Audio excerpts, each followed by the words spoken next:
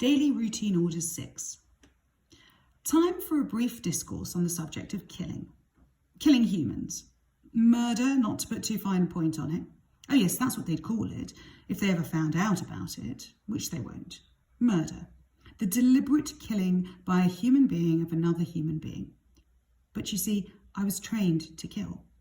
As a soldier, it was my chief function to kill, waste, doing, whatever you want to call it, those among my fellow humans whose activities happened to displease the powers that be in my country. And this is where the confusion arises. This is where distinctions get a bit blurred. The killing by a soldier of the enemies of his country is not murder. They don't jail you for it. In fact, if you do it really well, they give you a medal. So why, if I'm disposing of these druggy dossers whose activities are dragging the country down, am I a murderer? It's all nonsense. I'm not a murderer at all. I'm a soldier out of uniform, killing for his country. The trouble is that because the country doesn't approve, the whole thing becomes a hole and corner affair. You've got to hide what you're doing.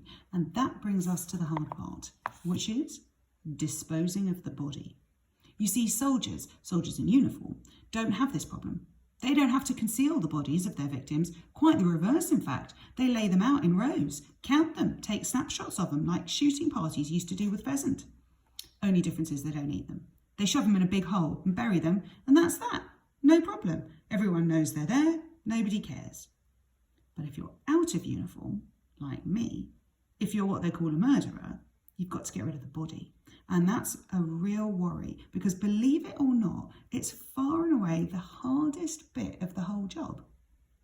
Killing's easy, dead easy, especially if you've been trained to do it. Though, of course, anybody could do it if they put their mind to it. But more murderers have come unstuck because they made a mess of disposing of the body than through any other cause.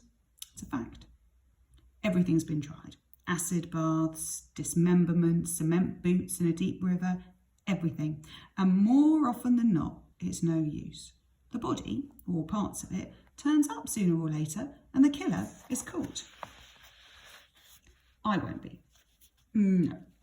Because unlike most so-called murderers, I've planned in advance. My flat's on the ground floor and there's a handy little space, quite a big space actually, under the floorboards. It's beautifully ventilated. Stick your hand down there, you feel the draft, so it'll stay cool even on the warmest day. That's important. I won't go into why because it's not a pleasant subject. Let's just say bodies in a warm place have a way of betraying their presence after a day or two. So I've got this place. I like to think of it as my built-in refrigerator. And that's where our little friend of last night now lies. As I've said, doesn't feel the cold, nor is he cluttering up anyone's doorway. The whole thing's so much tidier, don't you think?